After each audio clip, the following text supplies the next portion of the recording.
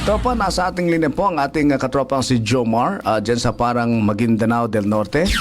May kaugnayan dito po sa sunog na naitala kaninang umaga, ngayong umaga. Dyan sa bahagi po ng Narciso Ramos sa highway sa bayan po ng parang Maguindanao del Norte. Subukan natin si Jomar. Jomar? Live report. Yes, katropang Sir Sam, no? Tama ko kayo dahil mag-aalas 6 po ng umaga, ngayong araw ng Biyernes, ay nasunog itong isang establishmento sa bahagi nga po ng Narciso Ramos Highway. Ito po yan sa Barangay Poblacion 1, sa bayan po ng parang Maguindanao del Norte. Ayon po sa ulat ating nakuha mula ho sa tanggapan po ng Bureau of Fire Protection, ang nasabing sunog ay nagsimula matapos itong makita ng ating mga residente rito na medyo merong isang makapal na usok po na galing po sa nasabing establishmento at mabuti nga po na agapan ito at nakatanggap sila ng report na nirespondihan ng ating pong pamatay sunog mula ho dito sa parang Central Fire Station. At ito kasamang katropang Sir Sam ay ilang minuto lamang ang pagdating ng ating mga pamatay sunog ay agad ding naapula dahil hindi naman masyadong kumalat dahil nakita natin na medyo nasa live lang o nung live wire ng ating kuryente nagsimula itong ating sunog na ito, katropang Sir Sam. Mabuti at hindi naman ito kumalat sa katabing bahay.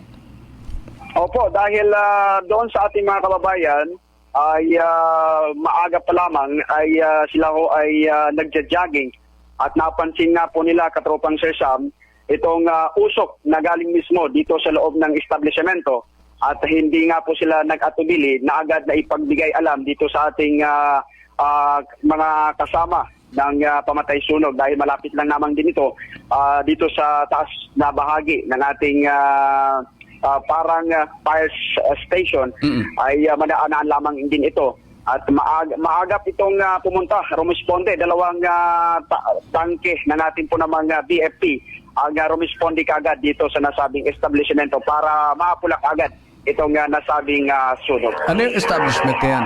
Kainan?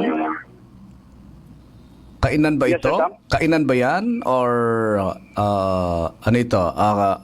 RTW? Yung naka-display dyan? Ano siya? Itong establishmento na ito, katropang Sir Sam, ay ito po ay mayroong mga samut-sari na mga paninda, kagaya lamang ng atin pong mga laruan, mga toys ng mga bata.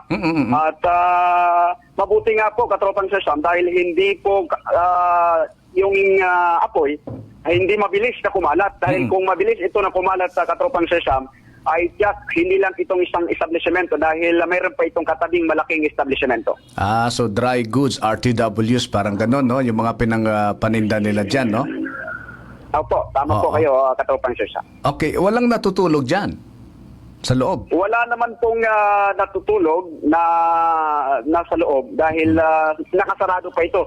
Ang nakita natin kanina, bago makapasok yung ating firefighter, ay winasak muna itong kandado at yung isang glass para lamang mapasok itong establishmento.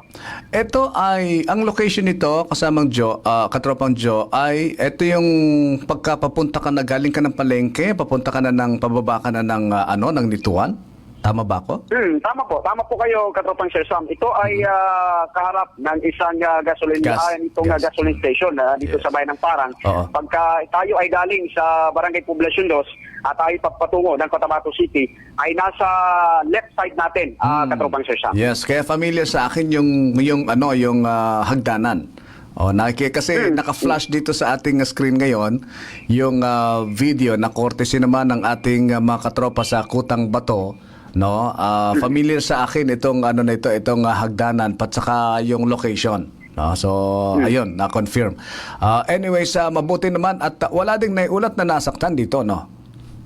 Wala naman po tayong natanggap ngayon, Katropang Sir Sam, na naiulat na kung saan ay siya ho ay na-injury dahil mabuti nga po't walang tao doon sa loob ng nasabing establishmento.